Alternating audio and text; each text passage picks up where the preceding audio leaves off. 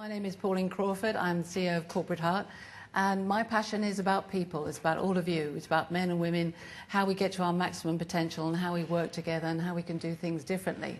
Okay, I'm a behavioral linguist. What is that? I help people understand the nature of their behavior through every kind of piece and pore of their body, how we dress, how we talk, how we walk, everything that helps us understand who we are. And one of the things I've studied is men and women. Being a woman myself, I think I'm fairly well versed at that part. And what I want to do is to talk just very quickly about a new way to bring the conversation together. So how well do we know each other? Let's have a straw poll. How many of you think that men totally understand you? And the women are only meant to answer this. How many women think that men totally understand you? Well, I've only counted 2 hands in the room for those of you listening on the VC. Okay, how many of you think you can change men to be a lot more like you? Good, good. Nobody answered. This is excellent. Because one of the things, just coming back to that word equality, I don't want us to be equal because we are different. And our differences are our value. And our differences within our gender are also our value in a marketplace which is now changing. It's more fragile, it needs nurturing, it's a marketplace that's different, it's a female economy we want to service in a different way. Basically, we're looking at F, and F stands for female, not feminine, female. I'm looking at biology, neurology, and social constructs, very, very briefly.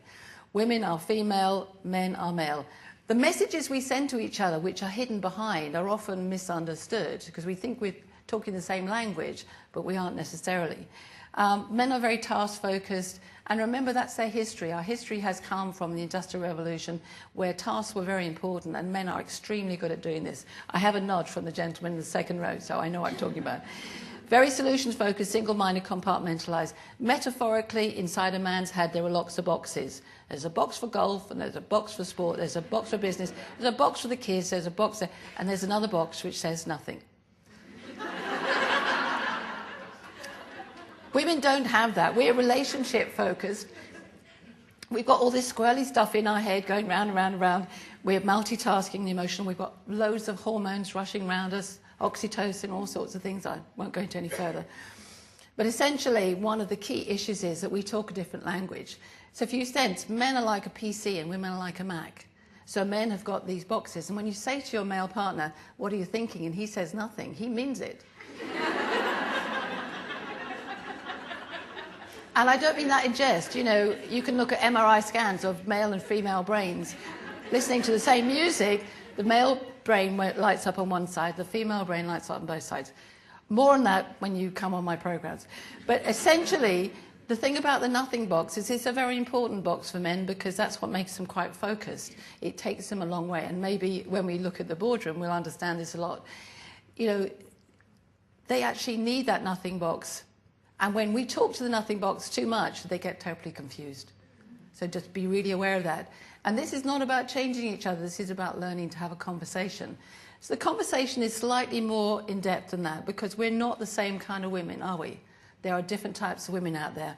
I was born a tomboy. You can see it in the playground. You see tomboys, girlies, strong boys, quiet boys. We see them all. And what it is that we've all got masculine and feminine energy in us. So you can see on the screen and on your slides out there that all of us have antennae. We have an ability to be masculine or female, feminine in our contributing nature to our behaviour.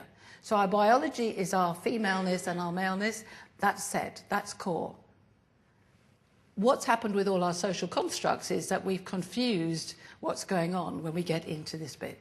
So what happens, and very briefly on the map, the masculine is a much more logical, spatial process kind of mind. Now, we need that in business because we need that in order to do what we need to do, and men do that very naturally. That masculine-minded man and the masculine-minded female often talk the same language.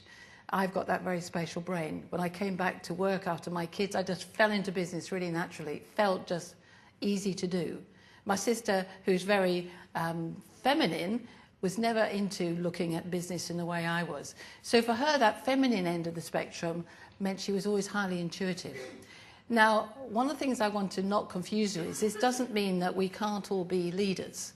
I think everything on the map is valuable. given the marketplace and the situation we're in. And this is hopefully what we can discuss in terms of a new conversation. Out there, we've got a lot of women also to please.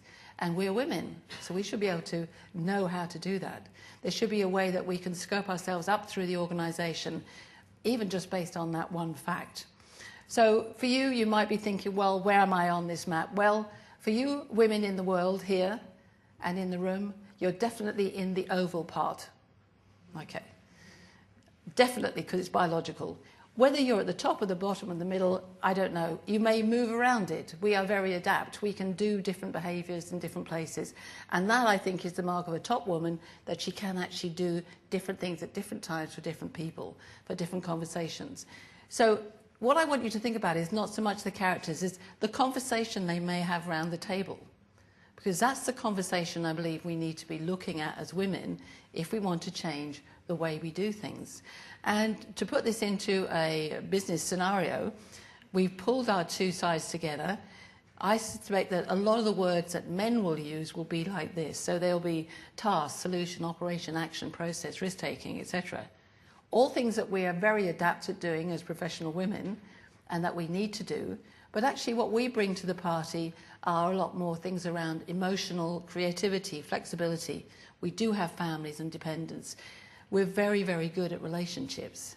Now remember, my key point here there is that the conversation we need to have is how do we manage a new scenario where if we ask the question, how many of you want to be in the boardroom, you'll all put up as many hands as those who want to run their own business.